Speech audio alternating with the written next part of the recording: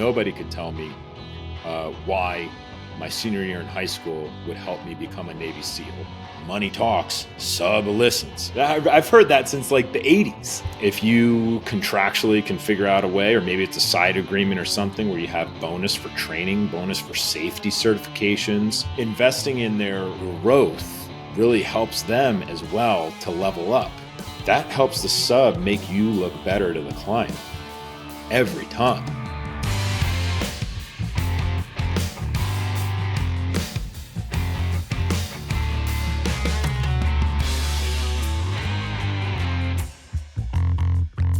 Let's start off with who you are and what you do, man, because I want everybody to understand who we got in the room here today.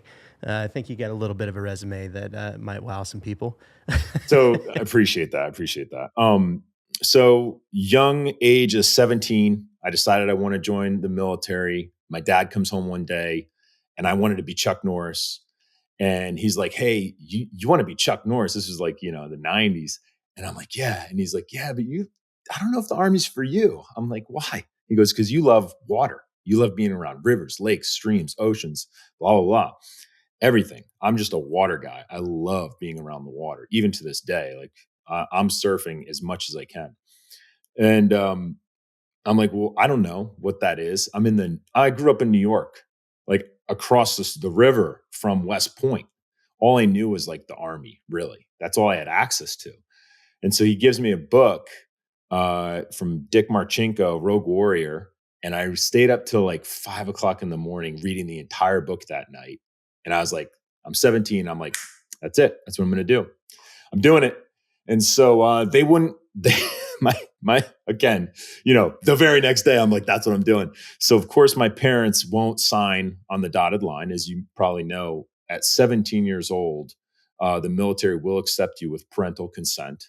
My parents wouldn't sign on the dotted line. They couldn't tell me. My teachers couldn't tell me. Nobody could tell me why my senior year in high school would help me become a Navy SEAL. They couldn't tell me why that would help me be a Navy SEAL, or what that anything had to do with, underwater construction or underwater demolition or, sniper operations or clandestine and covert direct action. Like no one could tell me how senior year of high school would help me. Shout out. Good luck, parents, after you hear this one. If your kids are listening, but they couldn't tell me how any of that would help me. And so I was so frustrated. Like on the morning of my 18th birthday, which is in February, I skipped school and I'm waiting at 8:01 a.m. to sign the dotted line. And I'm like, deuces, I'm out. And I quit high school and I just went to go join the Navy. I'm like, I'm out of here. And so I joined, and I had a wonderful, wonderful, wonderful 20-year career. Obviously, the timing is probably more of the story than anything, I would honestly say, right? Like 9/11 happens. I'm 2.5 years into the military. 9/11 happens. And then 2003, we go into Iraq, right? And, a decade later, we're still there. I mean, it was a very dynamic 20 years where I was in active duty. So I can't take away that the timing was pretty incredible, pretty remarkable. A lot of new technologies were coming to the market. We were expanding our footprint globally as Special Operations Command. I got to do a lot of fun stuff, everything from lone man, single operations on 3 separate continents, all the way up to that operation we were just talking about with 800 force of Marines, and a lot of things in between, which I'm sure we'll talk about. Infrastructure development, tech implementations. I got to be part of the team that brought Palantir into SOCOM. Palantir, if people aren't aware, is, now I think they're approaching an 80 or $98 billion market cap. And then, field new weaponry and on and on and on. I got to run a training command where I had 125 instructors, where we would put 2,700 students through 90 separate variations of courses every year. So in my tenure there, I got to oversee around 8,700 students through what I like to joke is the world's most elite university in the world. Screw you, Harvard. You don't have sniper school. No, I'm just joking. But I do call it the world's most elite university. And, all of that I say is I got to do a lot of really fun stuff. And I'm forever grateful to the Navy and the SEAL teams for all the opportunities I got. And, if I may real quick, because this is a big piece of who I am, I can't leave this out. When I was young, like 12 years old, I was an entrepreneur. Like I had started my first business. My second business when I was 13 was a computer repair shop, right? Me and my buddy were going around town installing Windows 92 from MS-DOS to Windows 92. Like that was my thing, right?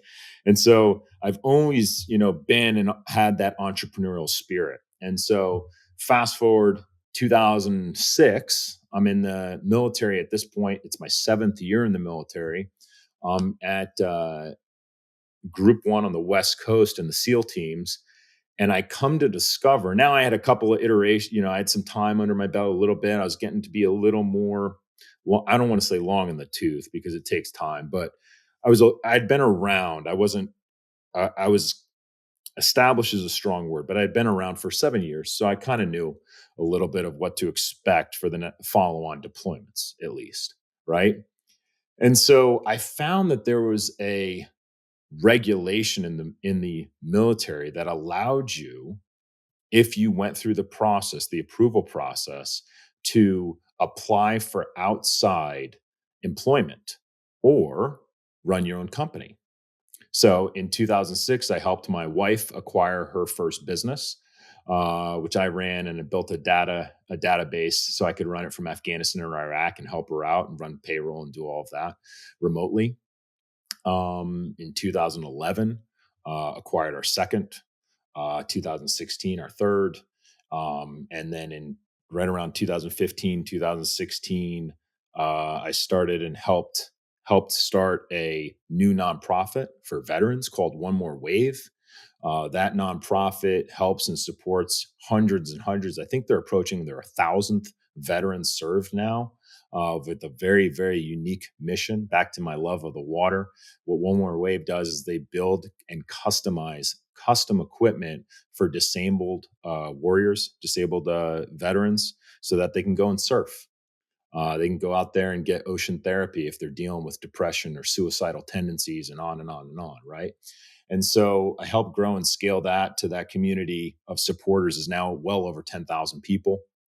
After I retired from service, I joined a data center company called Core Scientific, which I then took public on NASDAQ at a $6.7 billion valuation. We eventually got Core listed on the Russell 3000 Index, which I was an instrumental executive part of that. I left Core, and I'm working on a new energy technology that I think is really going to change the world. And I also have a consulting firm as well.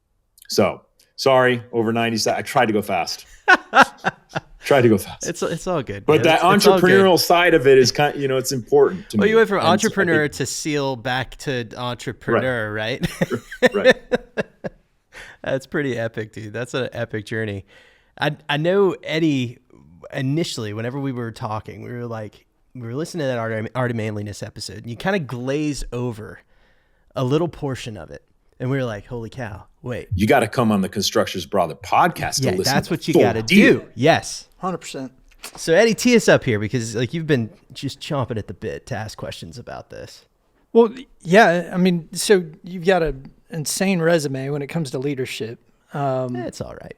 Let's get the book plug. It's all right. It's all right. It's all right. Yeah. All right. Let's get the book plug in here.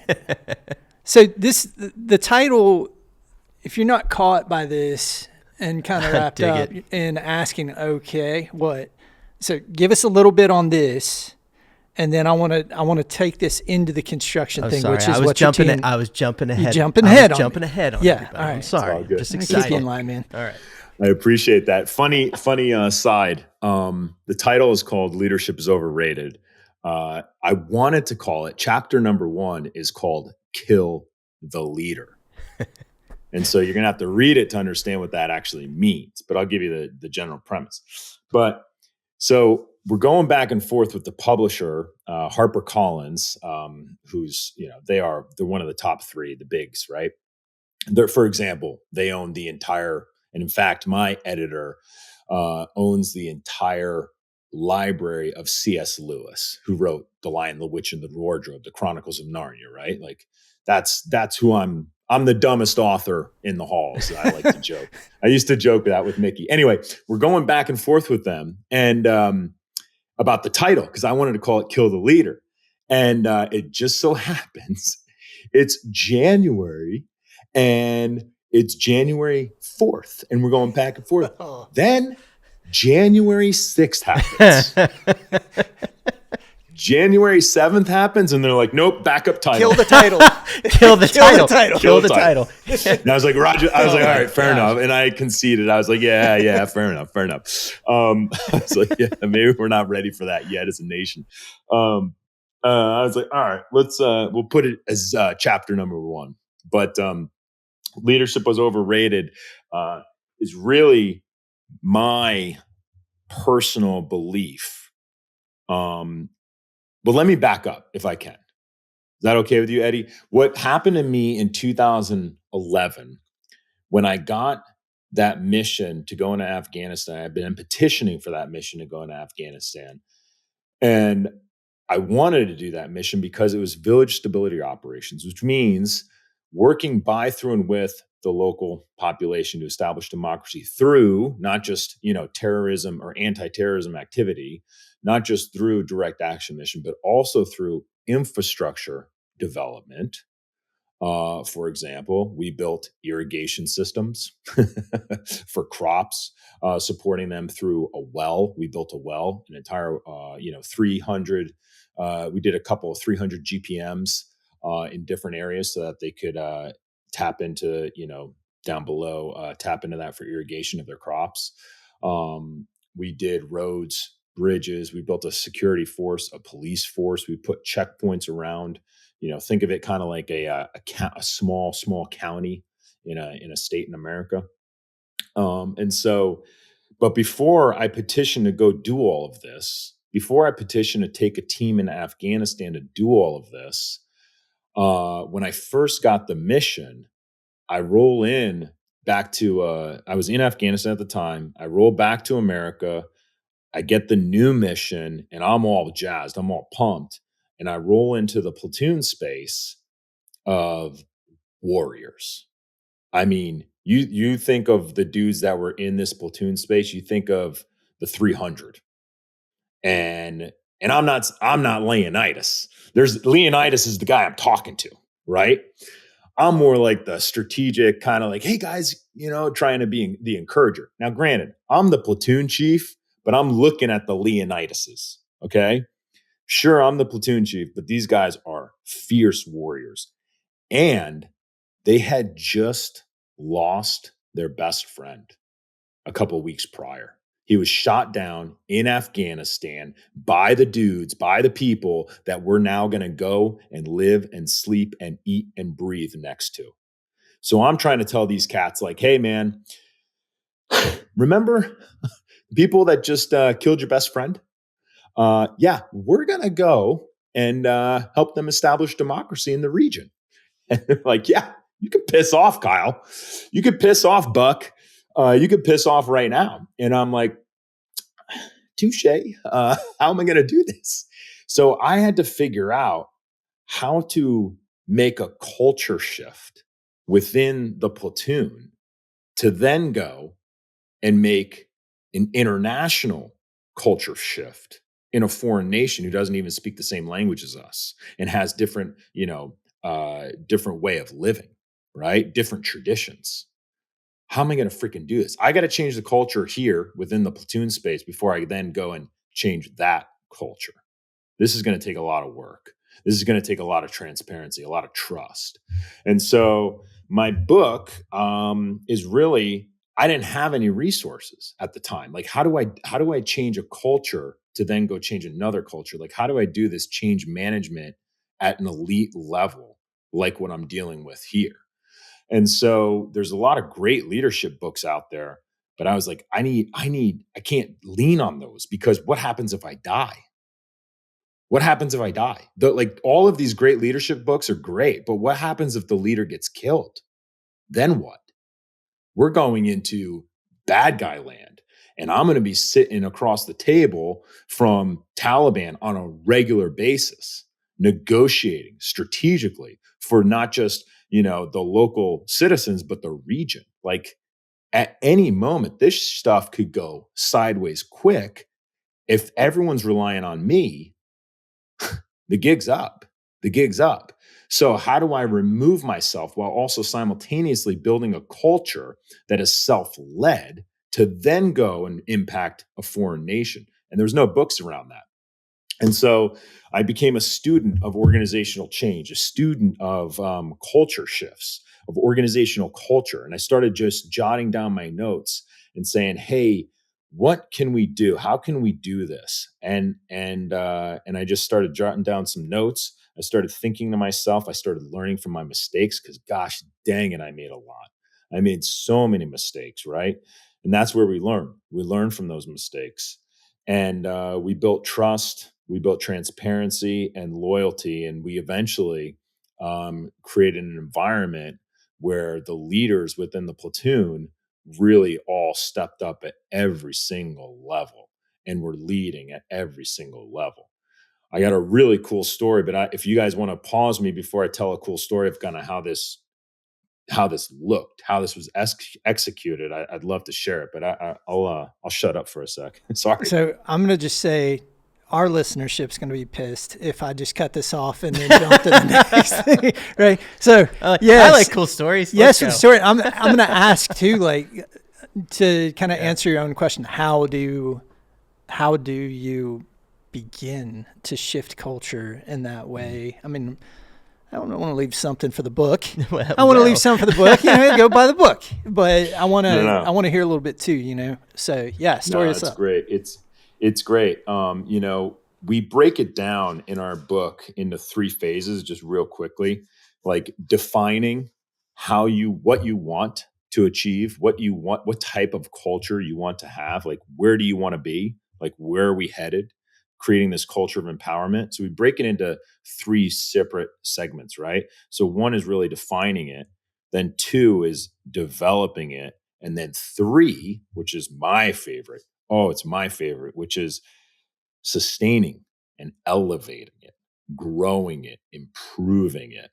That's my jam. I found that I am not great. I know thyself, right? When it comes to like the startup community, which, I'll consult with a lot of people in the startup community. I know thyself. I know that like 0 to 1, that great book out there, that's 0 to 1. Like I know myself, and I'm not great at that moment. I'm the 1 to 10 guy. I just know that about myself. And so the sustainment piece of this in the end is really where I just love it. So highly recommend it. But I'll come back to it in a second. And to answer you, Eddie, it's really about, defining who do you want to be? Like, where are you headed? Where do you want to be? Where do you want to go? But having buy-in, right? So I couldn't have done that without the team guys having buy-in. I couldn't define the culture that we were going to, although I knew what we wanted to do, I had to have all of the team guys on the team have buy-in so that we could achieve mission success. It wasn't necessarily the culture that Kyle wanted. It wasn't the culture that Buck wanted. It was the culture that the team wanted, which was a culture of, awesome eliteness, transparency, loyalty, trust, but also top performance. But real quick though, how this kind of, what I was gonna say is when we first got into Afghanistan, it's 2011. We were there for almost a year, so well into almost the end of 2012. And myself and Rob, Lieutenant Rob Sarver, he and I, shout out to you, Rob. Actually, Rob is releasing a book, I think, in January of 2025. So Lieutenant Rob Sarver, his book's coming out. It's around military transition. Shout out to you, buddy. I love you. But anyway, Rob and I got in to Afghanistan and we started smoking ourselves. What I mean is we were doing a blue and gold rotation, essentially, right? good old Navy colors. And Rob's doing blue and I'm doing gold, which means when he's out on a mission, I'm back at the jock maintaining comms, listening and seeing and listening to his operation. And then when I'm out doing a mission, vice versa, he's back at the jock listening, maintaining connectivity with us and higher headquarters. And just being a conduit between the two if needed. And so, but you're monitoring the operation at all times. And so he and I started just getting smoked because, I'm out, he's in, but he's awake, he's monitoring. Then I'm out, or he's out and I'm in and I'm monitoring. And we're getting smoked. So we were like, dude, we gotta fix this. This just isn't working because our op tempo was through the roof. We did hundreds of missions on that deployment. Right. And so our op tempo is through the roof. And I'm like, dude, we gotta figure something out. So very quickly, within like 2 to 3 weeks, we immediately started training some guys up to elevate, right? We started training guys to take ground force commander roles. We started working through the SOTF. We started working through higher headquarters to make sure that they were certified. Everything was above board. Everything was legal, working with our lawyers to ensure that these guys could be truly certified and signed off. And we started just doing on the field training. And so it took us months. But eventually we were able to create this amoebic kind of flow of a rotation where guys were stepping up all the time to allow Rob and I to just get rest. And then it became kind of a 3-tiered approach where, Rob would be on blue and then I'd be on gold. And then we'd have, Johnny or whoever on, red. And so we just kind of just started rotating through the entire crew. And now we were able to have a conversation with my wife, you know what I mean, back home, have a conversation with mom once in a blue moon and, just kind of keep better tabs on what was going on back home. Otherwise, we would have just gotten smoked. And there's no way that we could have done that. There's no way we could have created self-led teams if we hadn't started from the beginning. Really defining, our values. So it was pretty incredible. Let's hit that. The self-led teams versus the top-down leadership. I think we've got an industry full of people in construction that are trying to build and breed efficiency. We're historically inefficient in construction. We are awful in construction, but we know it, and we're trying to realize it and do something about it. And leadership's a huge part of that. So. Self-led teams versus a top-down approach. Yeah. It's I'm chuckling because there's so many angles of this, of how it can be executed for success. Not perfection, but success. Right? And every company is a little different. Every company has their own protocols, their own standard operating procedures, their own policies. And so it's challenging sometimes to say, hey, how can we all do this? Well, you got to allow it. First and foremost, you have to allow it. So take everything, all of those other things, and put them aside for a moment. If you're not going to allow it, then obviously it's never gonna freaking work. Period. Like full stop. You can show me all of your, financial protocol. I have a list literally where like I talk with, organizations and I'm like, hey, you can talk to me, CHRO or COO or CEO or whoever, and you can tell me about your risk assessment policy or your financial controls policy or your code of ethics or your audit committee charter or your documentation for retention policy, like all this stuff. If you don't allow self-led teams to live in your organization, it's never going to happen. So you can talk about it all you want, but it's just going to backfire on you because you're not actually backing it up with what your authority, wherever your authority lies, you're not backing it up by allowing it to happen. So that's first and foremost. Now, I want to be very clear. I'm not saying you wake up tomorrow, CEO, whoever, and you go, okay, self-led teams. It's everything's good. You got to work into it, right? Is the person qualified to lead? Is the person sufficient to lead? Do you trust them to lead? Most importantly, like at the end of the day, do you trust them to lead? Well, if your answer is very simply, I don't trust them to lead, okay, what is it going to take for you to trust them to lead? And if you can't answer that, you, my friend, are the problem, right? Like you, my friend, are the problem. If you can't articulate well enough what it's going to take to allow trust for someone else to lead, that's why we come alongside. That's why my consultant firm will come alongside and go like, hey, if you don't know what that means, if you can't break that down, that's fine. We'll work alongside of you to break that down and actually build it in to a pipeline. We'll build it in so you get to a point of where you have trust with that individual. Or, excuse me, I just hit my microphone. Or you either get to a place of trust, or you get to a place of deselection, or you get to a place of a lateral shift, right? Maybe that person's never going to, for example, right? You don't want me as a CFO. That's a perfect example. You do not want Kyle Buckett as your CFO. And I don't want to be your CFO. So if you're trying to say, hey, Kyle, here's all the steps for you to be a CFO for me and my company, guess what? I'm never going to earn that trust.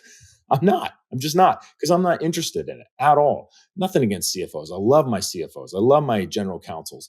I'm never going to be the general counsel either. Why? Because I don't desire it. So if you're someone trying to put somebody into a role that they're not even interested in, well, no joke, no shit. They're not obviously not going to earn that trust because they don't even want to get to that position. So maybe it's a lateral move. Okay, Kyle, well, I just want you to lead. Great. You could put me in the COO role. I would thrive there. And then you could say, okay, Kyle, now I want to trust you even further and I want to step up to the board position. Okay, then you build out trust.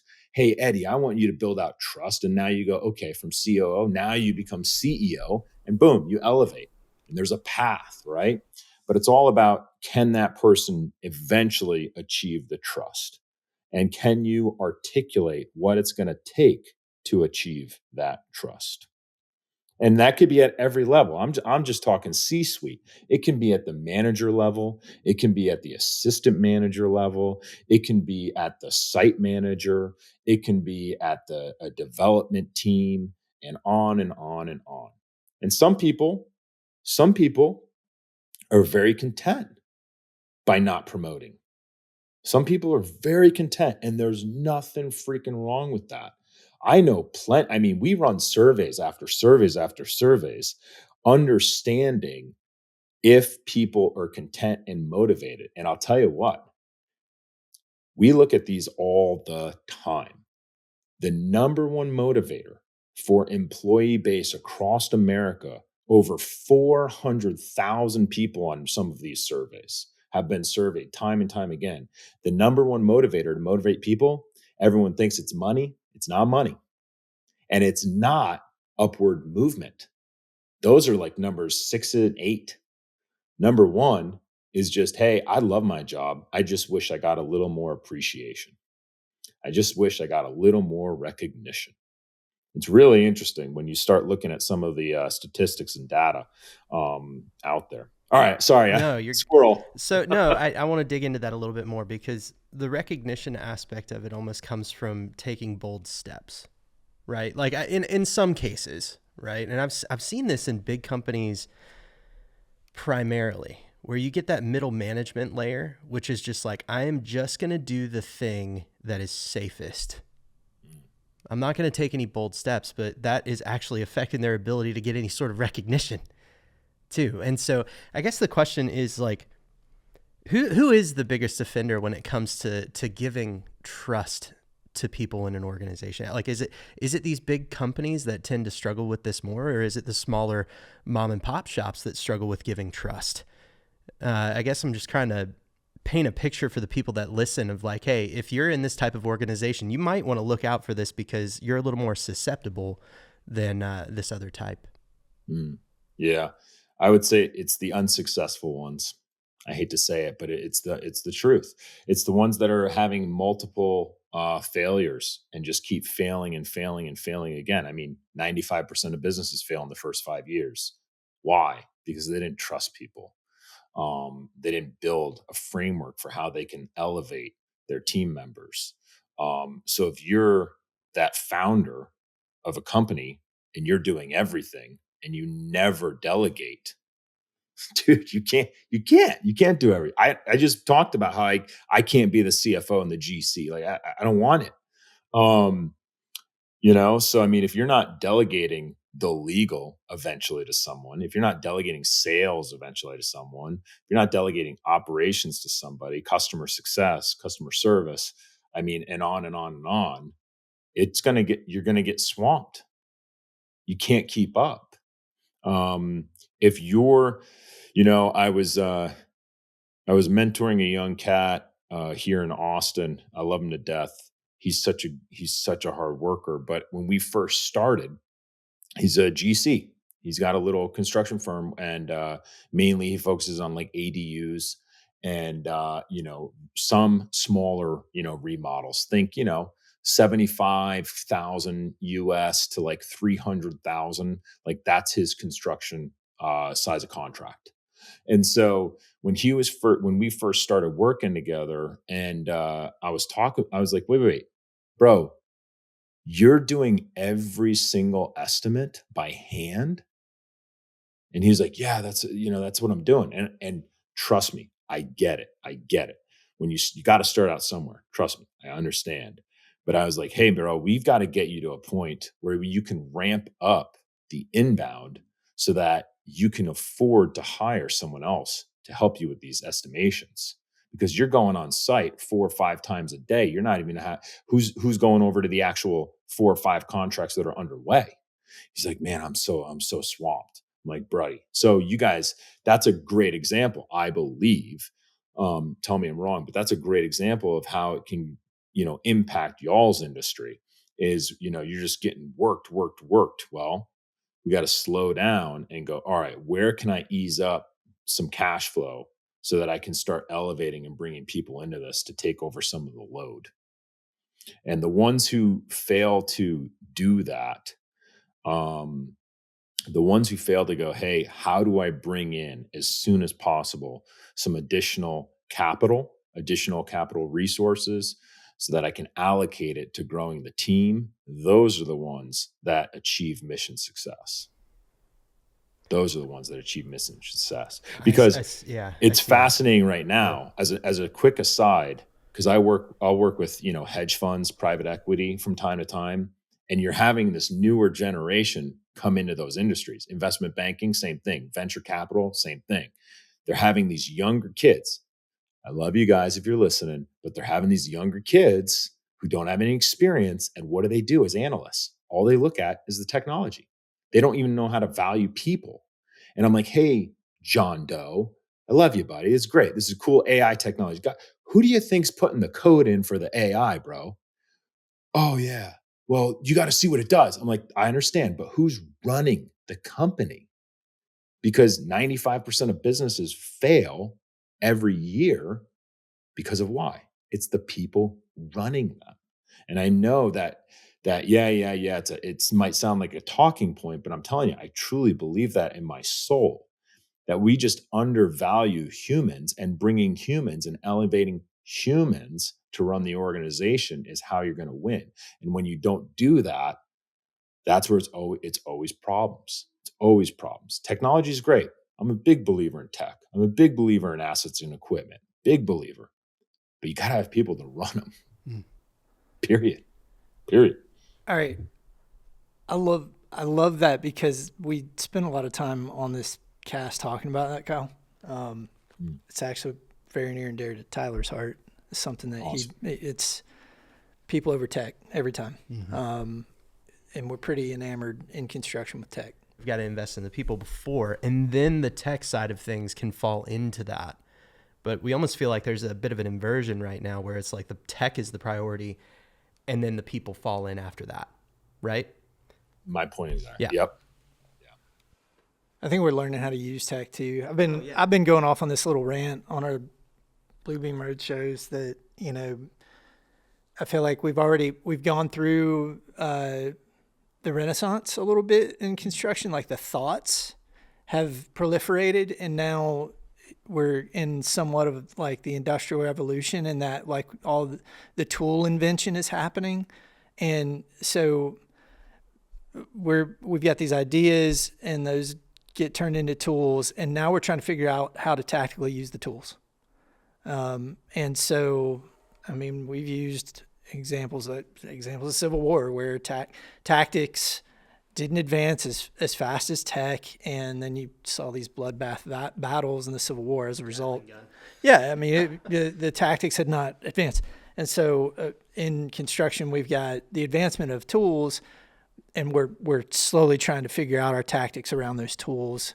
And the software companies are great. They're, telling you how they think you should use their platform and tools. And that's awesome. But then they're nothing in comparison to the inertia of the people of construction, getting them in their hands for their unique use cases and driving the tools to better things. They're like opening the doors to, oh, I didn't know that you used the tool in that way. Okay, let's go over and do a development here. Somebody's going to open up the API and do something and plug into this. So it's an interesting time. And I think the people and their ability to kind of conquer the tactics that are around some of these new tools are going to, I think, change the way we're doing business over the next 10 and 20 years in a big way. But, yeah, that's been a little mini rant that we've had. We're still lately. just trying to get a grip on things, though, I feel like. I think so. And I expect it to go a lot quicker. I mean, we've been kind of waiting on this wave of technology to just like, I don't know if we're like waiting for robots to build buildings next, or what the arrival point is. If there is one, there's not. We'll forever improve. But we know that we know if we're throwing away one house for every 4 we build, we know we got a problem. We know we've got efficiency problems. We know that the suicide rates are completely unacceptable in the construction industry. We know that pay is not celebrated. Why do you think that it's riddled the industry? We don't necessarily know. I mean, I don't know that I can say what correlation there is between our industry and something like suicide rates. Hazard guesses. Do you think it's we're just now tracking it as a society more? Maybe. I think that's definitely got to be part of it. It's more happening across America in general. Yeah. I definitely think that's a part of it. I think that the thing, if I can kind of like point out maybe one area that I see a lot of potential for a mental health issue would be the way that we communicate with each other. The way people treat each other across the industry it can be pretty harsh at times. So it's easy to get into a bad mental state, especially like you've got these, and like, this is like high pressure situations on some projects. You screw something up. It's not you don't really have much of an after action review. It's more of like hey, you're a dumb butt. Why are you here? Why do you have a pulse? All of these things. It can be pretty like negative browbeating that can happen in the industry. And yeah, maybe it is part of the thing is that we're starting to track it more, which I think is good. I think it's good to just be aware that, holy crap, maybe we should look at this a little bit harder. We talk about how we build buildings in spite of each other in the industry. Yeah. Like we I don't know. We could do a much better job of coming together and bringing trades together and try to unify the process. We got a common goal. I get it. The common goal is to bring the project in on time and on budget and for the use case of the owner. Yeah. No, obviously it's near and dear to my heart because I've had friends who have taken their lives, unfortunately. And, I worked with One More Wave trying to combat the suicidal rate within the veteran community. So it's very near and dear to my heart. So it's always interesting to learn more of what's going on. I just you guys can laugh for you guys, you guys can laugh. I've got a new hack. You guys can tease me about this. I saw a movie for all the masculine dudes out there. You can all tease me, but I saw a movie on an airplane a while back called Me Before You, and it's a dramatic love story. So I'm sure most people on here probably haven't seen it, but it's a very dramatic You love Got Mail story. is one of my favorites. So you're good. You're in a safe space here, man. It's Tyler, you seen it? You've seen it? I haven't seen that. I was saying You've Got Mail is my favorite. So anyway, got it. So thanks. So man. this woman, I probably won't ruin it for this audience, but this woman gets hired by an extremely wealthy family to take care of their son, who's a paraplegic, and he's suicidal. And they develop a relationship. And I stole this from the movie, what I'm about to tell you, so I can't take credit like it's my own. But they develop a relationship in the movie, and again, he can move, his head a little bit, and he can talk, and his brain's fully functioning. And it's what's her name? Who's the actress who was in Game of Thrones? Oh gosh, Amelia Clark. Yeah, her. I was about to say She's the Dragon beautiful. Lady. Yes, and she's beautiful. She's such a beautiful woman and a beautiful actress, and she does such a phenomenal job in this movie, where she develops a relationship, and so she's beautiful, right? And the guy falls in love with her too, but he's still suicidal. And it's like, dude, she's hired by your rich family to take care of you, to do everything. And she does something that's so brilliant. Whoever the author is, I give respect to. She goes, hey, we have all the money in the world. I love you. You love me. We have all the money in the world. We don't ever have to work. We can just go see the world on a never-ending vacation. Let's just go on an amazing vacation for the rest of our lives together. And he's like, no, because of his pride, his narcissism, and his ego. He's like, I remember a better me before I got paralyzed in a tragic accident. I remember a better me, and I can't live like this, right? And it's like, I get it. I wish that on nobody, and I've never been in that situation. I'm not taking away from people that are in that situation, but he has this beautiful women, parents that are billionaires that can take care of him. She loves him. They can have intercourse. He can enjoy intercourse. And they even make a joke of it. So, I mean, he could live. He wouldn't be able to run, but he could live life with one of the most beautiful women on the planet who loves him and have an amazing life. And dude, you don't have to work. You could still live. You could write books. You could do stuff, right? You could do stuff. And she's willing to take care of you, and she's in love with you. And he's still suicidal. But she does something that's brilliant. She goes, you know what? Make me one promise. Make me one promise. And he goes, I'll make you one promise. She goes, I'll take you on an amazing, amazing vacation, just the two of us, no holds bar. It's going to be $1 billion vacation. We're going to blow through all the money. Don't take that away from me. And when we're done with that amazing vacation, if we get back, if you still want to take your life, I won't stop you. But at least don't take that chance away from me. Don't take that away from me. And so I saw that and I was like, son of a biscuit. I'm freaking stealing that. I'm totally stealing that. If any one of my bros, if any one of my buddies from the SEAL teams, if any one of my homies who I love dearly and ever gets depressed or ever has a moment of cloud, a moment of disillusion that they're like getting into that route, I make them promise to me, if I ever pick up on it, I make them promise to me, hey, dude, don't you dare take that away from me. We're going away for a freaking weekend and we're going to have the best time. And it's just going to be me and you on a freaking surfing excursion unlike this world has ever seen. And it's going to be badass. Let's go. Make that promise to me and you call me and we do that weekend trip before you take your own life. And I've shaken hands on that a couple of times. And so far, praise God, thank you, Jesus. Maybe now that I'm putting it out there publicly, But Lord willing, I'm still batting 1,000 on that. So steal it from me, steal it from the movie. I think it's an incredible move. What do you think's behind that? Why does that work? Is that like it's a change of perspective where it's not about me anymore? Like you've just turned that into them serving somebody else and taking the attention off of their own circumstances. Well, you know what? I'll be honest. For me, it was about guilt for myself because I didn't make that promise in the past. I didn't do whatever I could, whatever it took. I didn't give my best to prevent that person. So now I give my best. And if they still want to do it, hey, I gave my best. I gave my best shot. I gave my best shot. Nothing I can do about that now. And I live guilt-free with that.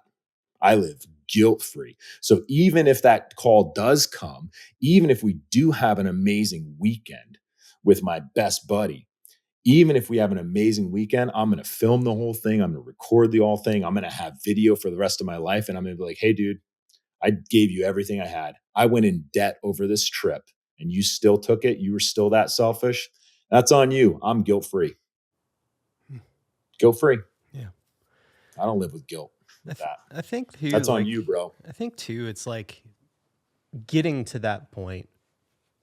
It's purpose, right? Like it's a lack of purpose. And I think maybe you see that a lot in your community where it's like everything that you did, like over in Afghanistan, right? Like there was so much purpose behind it. And then you get stateside again and you start losing vision of what your purpose is in life. Right. And I wonder if that's an area where maybe you see a lot of that too. I can definitely see that in our industry, in construction, where it's like, I go to work every day, I sweat my balls off and then I go home and what's the point? What's the purpose here? What am I actually doing? But they don't get to see this, we use this analogy a lot, the cathedral that they're actually building, right? Like they don't get to see the end goal and say like, I'm doing this for my kids or I'm doing this for, a better, for my city or whatever that might be. So I wonder, does that ring true to you where it's just like a lack of purpose? Oh, yes. Yeah. I'm going to give you guys a freebie. It's in the book, but I'll give you guys a freebie for you and your listeners. What I'll do, in fact, I actually did it yesterday. This yesterday with one of our clients. They're, a SaaS company in the HIPAA space, working with HIPAA requirements and policies, et cetera, et cetera. Anyway, they were disaligned. They were misaligned on their purpose. And so what we did, in what I recommend, that's such a great point, Tyler, is, hey, bringing in the teams that you're going to work on building trust with, right? Bring in that team, those leaders, whoever it is, and this is a great exercise. This is a free exercise for y'all, is bring all the leaders in beforehand. Tell everybody like, hey, what's one of your favorite stories? Give us 2 or 3 of your favorite stories tomorrow. We're all going to come into the office and let's give 2 or 3 of our favorite stories. Meaning, what was a favorite story, John, that you had with a client? Hey, Jane, what's one of your favorite stories that you saw internally in the workplace? A success story. What's some of these favorite stories? And so the next day, everyone comes in, all sit around a table, and you get to listen to some incredible stories of impact that are resonating with all of the team that you're going to now build up to lead the company, right? And you're getting to hear from their verbiage why that impact matters so much to them, right? And then you can go back and go, gosh dang it. Look at the impact that our company, look at the impact that our team could have if we reinforce collaboratively together. We reinforce those values that I just picked up from every one of these people's story. It might be honing in on integrity. It might be honing in on pursuit of excellence. It might be honing in on transparency with the client. It might be honing in on passion. It might be honing in on, love. It might be whatever it might be, but you get to hear these tidbits throughout the entire morning or afternoon where you're hearing all these stories and you go, hey guys, I think our core values are really around innovation and integrity. And then everyone comes together and then we go, wow, that's our purpose here, guys.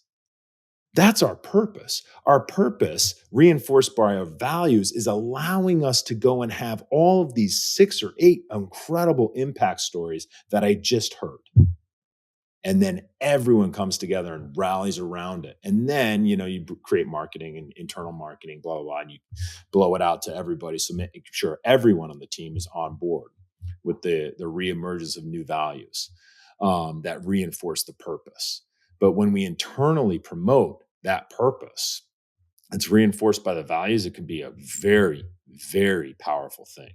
And back to your question earlier about those companies that don't do this. They're the 95% that could fail. All right. Y'all gonna let me get to the construction thing now? I'm dying over here. I'm dying. I'm dying inside. Bring it. Let's go. This is good stuff, man. And one of the things I love about the conversations here is that they are allowed to meander. Like we cover the things that like so that burning issue, like we get it. We'll get there. All right. So you, as you have mentioned, the SEALs are celebrated for being the ones that are in the action. But the things that a lot of people don't see are the SEALs are excellent at a lot of things that subsurface are just not seen. And you mentioned that the SEALs, when you relocated, I believe it was a campus relocation, that there was a $1.6 billion construction project that the SEALs, because it was in their purview, that they took on. Did I get the stats right on that? So back to what we do, right? Like we own our budget, right? We request budget increases. So for example, we're requesting and essentially pitching it like you would almost see on a Shark Tank episode. Like we're pitching like, hey, we want to create a new compound to Congress. And then we're going through the entire validation process so that obviously the listeners' tax dollars are going to good work and use. And we're petitioning through the entire legislative process to actually go out and build a new site for us. And then validating the resources and requirements to actually do this. So we're pitching to get it. It's not the burden. It's the exact opposite. We're saying, hey, let's go do this. We're petitioning to do this, and we're allocating those resources and the funding appropriately. And then we take it on once the funding is approved. So what does that look like? You're petitioning for the budget to do so. What's the involvement that you have once you're like, all right, now it's secured? So design, construction, that kind of thing. Let's get in the weeds. I'll rattle off a bunch and you just tell me when to slow down. Just because I don't know where you guys want to go into what part of this, but there's so much, right? So for example, we're looking at strategic location, right? The distance from civilian areas to operational security, accessibility to training environments. For us, in this instance, Coronado down to Imperial Beach, we already owned the land. So we didn't have to acquire new land. It was already naval land, naval property. So very strategic location for us. Then we look at security infrastructure. Then we look at modular and adaptive design. Then we look at training facilities. How much training can we actually, from an entire strategic standpoint, can we move from offsite to on-site? What will the budget implications be for us long term, right? Then we look at logistics and supply chain. Are we going to have efficient supply depots with inventory systems, the proximity to military and civilian transport hubs, et cetera, et cetera? This one is interesting. And the Navy, and especially the SEAL teams, in my humble opinion, don't get a lot of credit for this one, which is environmental sustainability. Yes, we are big stewards of the environment. We do an incredible job of being that. In fact, you say 1.6. Well, here's a fun fact. When we started and we petitioned and we got approval, it was an $800 million project. until we broke ground and we ran across the snowy plover, an endangered bird.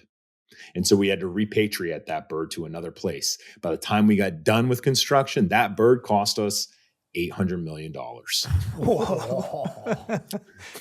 Right. Because you have all of these different environmental groups just petitioning. And we're trying to work with everybody, but we're saying, hey, this is going to be more expensive. And they're like, we're going to petition and make sure you guys can get the funding you need. And we go, all right. And, and so we're just trying to work with everybody and be good stewards. And so it can be challenging. Right. And so and that cost us not only 800 million, it cost us 7 years. Wow. That's why also that's truly the reason why the cost increases is because, as you guys know, inflation, if you're going to start a construction project in 2008 and you really break ground in 2016, prices are different. Yeah. Prices are different. Yeah. Prices are different. So that's another big piece of it. And that's just an example of, environmental sustainability. It's a really expensive bird. That is a very expensive bird. Time was really a big piece of it. Right. Time was the big piece of it. We're looking at communication infrastructure. I mean, you bring 2,400, 2,200 people and shift them to a whole new site that was nothing, that was dirt. You're going to need communication infrastructure. You're going to need redundant communication lines, right? You're going to need advanced encryption systems. You're going to need real-time data sharing and analytics. Then how about medical and rehabilitation facilities? Guess who's designing all of that? Us. We need trauma and recovery centers for rehabilitation. Specifically, we're not doing trauma on site, but we're definitely doing rehabilitation, physical therapy, and performance optimization labs, mental health support, resiliency programs, and on and on and on. Then, operations hub, if we're going to do it, if we're going to not do it, we're looking at that. We're looking at waterborne training areas. We're looking at explosive and demo training zones. Are we going to be able to, use this for demolition? Is there safety measures in place that can contain a blast if we're going to do stuff like that? How about advanced tech integration? The use of AI, VR for mission simulations, or autonomous systems for surveillance, and on and on and on. Ammunition and weapons storage. Where's that going? Right? Are we going to have secure facilities with advanced inventory management? Facilities for maintaining and testing specialized equipment. Where's that going to be? How about emergency preparedness? What's that going to look like? Earthquakes are big in California, as you can imagine. Fires are big. Okay. What's the integrated response systems look like? How about community relations? Because we're telling everyone in the community, hey, guess what? We're bringing in 2,500 people to your community where it was just dirt on the coastline of Southern California. That's a big deal. That's a really big deal. So what's the outreach programs look like to build local support? What's the transparency that you guys are going to have in addressing the environmental and the noise concerns, right? Legal, regulatory compliance, we got to adhere to local, state, and federal regulations. And then UCMJ regulations, the military regulations on top of all of it. And so we got to coordinate with impact assessments for all of this. I mean, we got to have classified workspaces, secure areas for sensitive projects and data, cybersecurity, weather adaptability, innovation, R&D. I mean, self-sufficiency. Is this base going to have any type of waste to energy systems or resource recycling and on? I mean, you get the point. I think you guys get the point. Yeah. There's a lot that we, our teams, our community look at and approach it to really ensure a state-of-the-art compound that's really capable, in my humble opinion, of meeting the SEAL teams, the world's most elite, rigorous, and operational soldier, meeting their needs while being mindful of the environment and community. So it's a big deal. It's a really big deal. I mean, how do you make sure that this place is going to be what these guys deserve, what the taxpayer deserves as their most elite fighting force, but also be mindful of the local considerations? What was your It's a piece in that? lot. How did you fit into that? So I was down there as the what we call the senior enlisted leader for the training command, the advanced training command. So the advanced training command, I think we mentioned it earlier. I had 135, give or take, uh, teammates that we were putting on 90 different courses of instruction annually down there, where we ran everything from like the sniper course, the comms course, the intel courses, the free fall courses, the static line course, a bunch of military courses that we ran 2,700 students through every single year. And so working with the staff, I had 9 departments, working with all 9 departments to ensure our training was put forth in the most elite manner, and given guys and gals too that were coming through our pipeline or our schoolhouse the best training, advancing it to the next level. Because this training is for guys and gals that are after their basic. They might be on their 3rd or their 4th or sometimes even their 5th rotation when they would come to our schoolhouse and get a cert or a training specification or qualification. And so we were a little different. It's not like the basic stuff that you see on TV with buds and stuff. But anyway, we were down there, and so we were just an easy button. That it was just like, hey, you guys are already down there. No one else was down there at the time, so it was like we were like an easy button to just coordinate with all the GCs as they started piling into the base, and we started working through breaking ground down there because we were already down there. And so on any given day or week, I'd find myself being the representative for NSW in a GC meeting, right? Or multiple GCs. I think at one time we had about 52 vendors on site. Probably 8 were probably just plumbing, right? Probably 10 or 15 are electrical, and comms, and then framing. I mean, and concrete, multiple. So that was vendors, sub vendors. Probably, I think we had Clark, Turner, Harper. I mean, you probably heard those names, Turner and Clark. I mean, just name those 3. Harper was there too. I think we had 4 or 5 just GCs as well. So we're the owner, right? We're the owner's rep, but we got to make sure everyone plays nice in the sandbox too, right?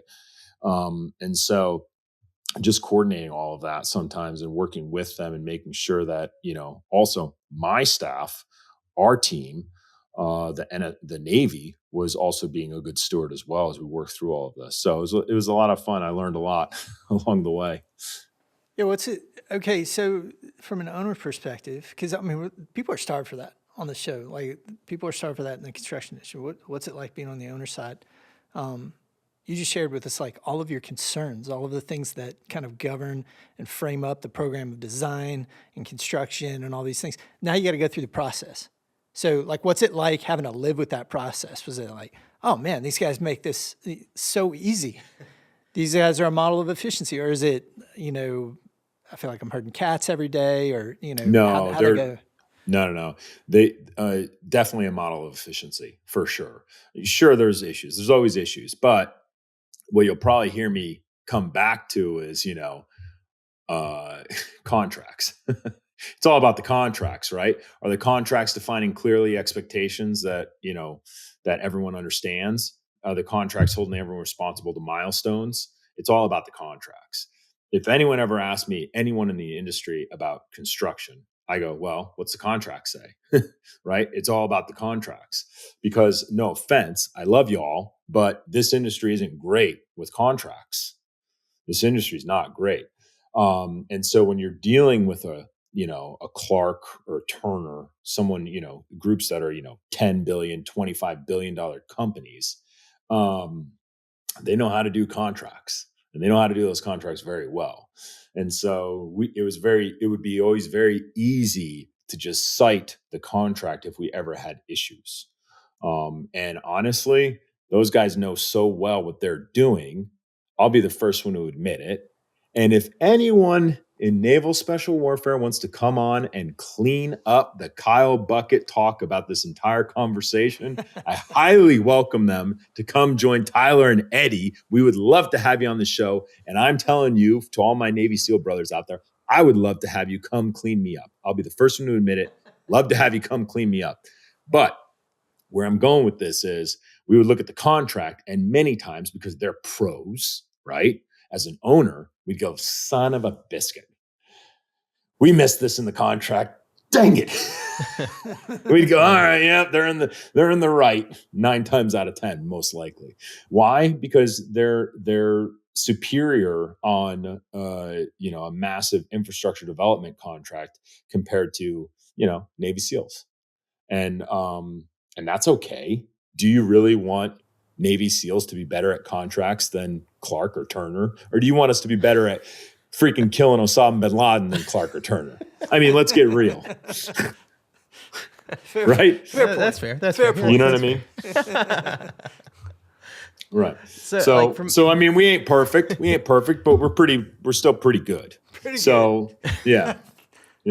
I was wondering how much you fed in, or you guys as an organization fed into the contract language back into these larger GCs as well, because I mean, like it or not, you guys are pretty precise, I would like to think, right? You guys are pretty organized. No, and our initial contracts, good call out real quick, Tyler. Our initial contracts were always great. It's the good old fashioned change order. Yeah, every time. Every time. So is that where things started to get more sticky? Is that you add in that change order and things get a little bit more of a, crap, we didn't quite see that, or that, completely ruins this other part of the contract, that sort of stuff. I mean, contract language is huge. Yeah. I mean, It's huge. It's not a shocker that this could be a pain point. I mean, even if it's a phenomenally written document, there's still going to be crap that changes, like birds, that can affect things. Sure. Yeah. No, you're right. For I will say this, and then I'm going to talk kind of generic for good reason. It was, in my experience and in my opinion, what I would always witness, it was when we would go son of a biscuit, we missed something. All right, let's go issue a change order. And then it was like, son of a biscuit, we missed this of the price increase. And so it was then become, okay, how much is this going to cost? Or either one, how much is this going to cost? Or who is involved? How do we jack this up? How did we miss this? And why didn't we put a change order in? Oh, it's too late now. It's a timing issue. Son of a biscuit. So it was always those two things. Like on our side, it would be more along, hey, and again, come on and clear me up here, guys, my family. But for us, it was around, hey, either who was involved, we missed this, this was dumb, son of a biscuit. For us to go back and fix this and do a chain order is going to cost so much money. Why would we waste that just because we made a contractual error initially, or we missed on the design aspects? So it was always really kind of right around that, if that makes sense. How big was the campus? Like how many buildings? I mean, think of a college campus. Yeah. I mean, think of college campus that size. I don't know the total building count number, but hundreds and hundreds of acres. Maybe not hundreds, but it's pretty. I'd have to look back at the because the building footprint didn't take all of the acreage, so I don't even remember the acreage count. But the campus is like the size of a college campus, so probably, I don't know, 38 buildings, 27 buildings, somewhere in there. But some of these buildings, I mean, one of my favorite buildings is the largest indoor shooting range west of the Mississippi. And the HVAC system on this thing is incredible. Yeah, I would imagine. Because we're right on the coastline. So we need to clear all of that lead that's coming out of my pea shooter or my or whatever, right? We need to clear all of that lead contamination from the air so it's not going right into our beautiful Pacific Ocean. And so that HVAC system was quite remarkable. I mean, you walked into this thing. If you guys ever get a chance, highly recommend checking it out if the opportunity, because you walk into this indoor shooting range and you're like, I feel like Batman. Where is Morgan Freeman's going to pop out of a wall right now? Like, this is awesome. This is awesome. You had mentioned modular too. And when you were talking through some of this stuff, what sort of things did you guys modularize in this, and what was the thinking behind it? Mainly around force protection, but then also around training requirements. So, for example, maybe we want to be able to bring certain equipment internal to buildings and external and be able to have that availability. Maybe it's a anti-terrorist threat protection issue. And we want to, as we elevate the threat, we can react appropriately. And so those are some examples. But yeah. That's awesome. Yeah, I was going to ask any other like innovative processes or things that you guys try to make maybe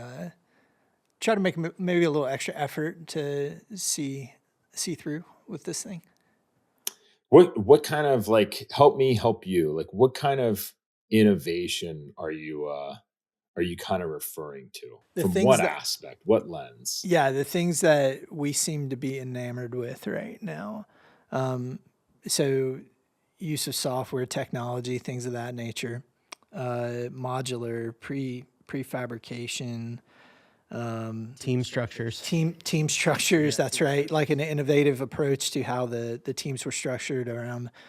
Here's how we're going to collaborate with everybody.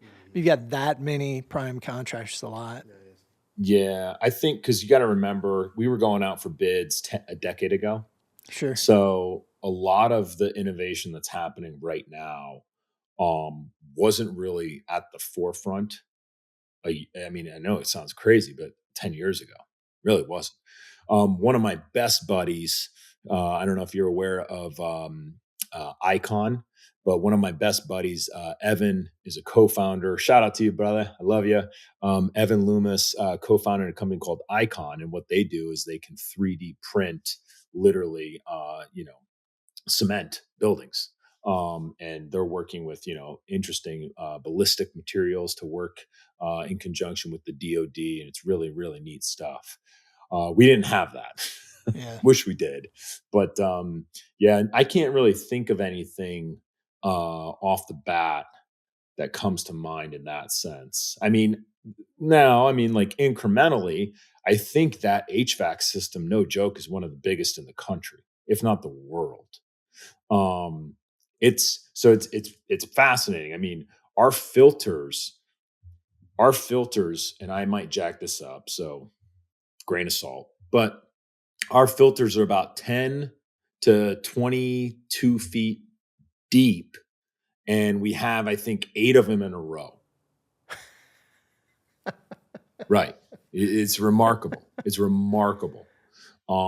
Because we need to cleanse all of that, all of that lead, all of that contamination before going through out to the, Southern California air. So it sucks. It sucks that we put so much effort into our efforts as a Navy and as the military and as the SEAL teams, and then Tijuana just pollutes our ocean. They don't give a flip. It's like, come on, man.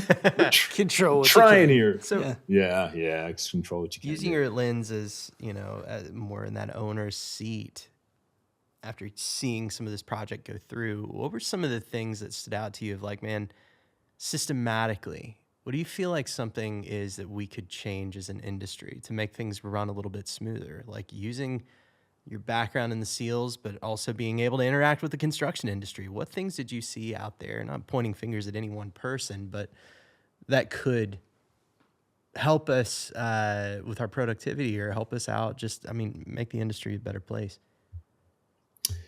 Is this my last question? The It $1 billion totally question? could. Yeah, sure. This Because could be the megaphone. Yeah, this could be the megaphone. right. I want to be clear because I really feel like my answer is the megaphone Yeah. for answer. Yeah. So for me, the bottom line is that the best subs have options, right? The best subs have options. And if your contracts don't reflect trust, respect, and partnership, you're going to lose them. And so if you don't write your contracts in a manner that clear uncertainty kills relationships, right? If you don't outline the details, right? If you don't have a scope of work, if you don't have timelines, if you don't have communication protocols that subs need to know and at least understand, it's going to kill those relationships because everyone's just going to get frustrated. And a lot of times, this industry is not good about incentivizing great work with the subs. They don't know how to contractually do that. They don't know how to contractually incentivize so that the sub can go above and beyond and be rewarded. They don't know how to stroke out bonuses for early deadlines, incentives for top-notch quality and safety. They don't know how to create long-term rewards for loyalty. And I mean, you get all of those things. You get a motivated sub, team players, you get better projects.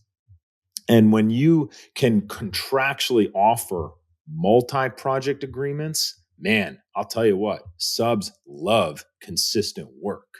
They really do. They love to have that commitment coming from the GC as well, saying, "Hey, man, you crush it on this one. I got work for years," right? Even if you haven't inked all those deals, just showing that, hey, I want a long-term relationship with you goes for a long way. It goes a long way, right? Understanding in the contract how to put flex on payment terms. I mean, we all know money talks, sub listens. Money talks, subs listen, right? I've heard that since like the 80s.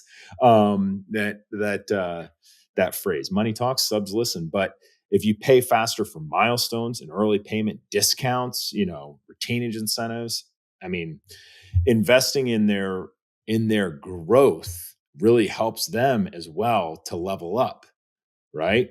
If you contractually can figure out a way, or maybe it's a side agreement or something where you have bonus for training, bonus for safety certifications, bonuses for equipment upgrades, that helps the sub make you look better to the client every time. And if the contract doesn't make disputes easy to handle, you're going to have problems. If you can't figure out how to communicate issues, listen, no one likes drama, but if you can't protect the relationship with like a mediation clauses, clear corrective active steps, outlines for dispute resolutions, man, that's how you build great relationships. When you have outlines of like, hey, dude, when we get in a dispute, here's how it's going to go. Do we agree on this? Yeah. Okay. Here, sign the dotted line. Because when we go through it and we have a dispute, we've all been there. Normally goes the same way, right? Hey, you didn't do what I thought you were going to do. Well, you're not paying me what I thought you were going to pay me, and then right? Well, what's the outline for dispute resolution so we don't burn bridges with good subs? And then acknowledgement. I mean, we were talking about it earlier. It's when someone is acknowledged and recognized for their work, it goes a long way. It goes so far. I was just telling you about how 400,000 people were surveyed, and the number one ain't money, right? The number one isn't career promotions. The number one is recognition and appreciation. And so if you figure out how to show appreciation to your subs, man, that's going to go a long way. And it's going to impact the entire industry because the best subs have options. The best subs have options. And if your contracts don't reflect trust, respect, and partnership, you're going to lose them. You're going to lose them. And why do you want to lose subs? That's the real the question. Like, Why would you not want to have long-standing partnership relationship with subs? Whenever I ask someone that I'm working with on that, it's like, well, and then you go, huh? It's selfishness, greed, narcissism, ego, pride, whatever, right? It's always something along those lines of why you wouldn't want to have a long-standing, or even, well, if I don't believe in subs, okay, then acquire them, make them part of the team. Is that what you want to do? Why wouldn't you want them to be part of the team? Or why wouldn't you want to grow the team out, right? So, subs, everything I just said also goes really for the employees of the firm too. Same thing. But, the biggest thing that I see for this industry is that GC sub relationship, man. That's in my humble opinion, that's what will revolutionize the industry and allow the industry to bring in increased technology and increased resources and assets into the industry, in my humble opinion. That's a mic drop right there, dude. That's really good stuff. Kyle, thanks, dude. Thank you so much for joining us this week, man. Appreciate it. No, this has been so much fun. Thanks for having me.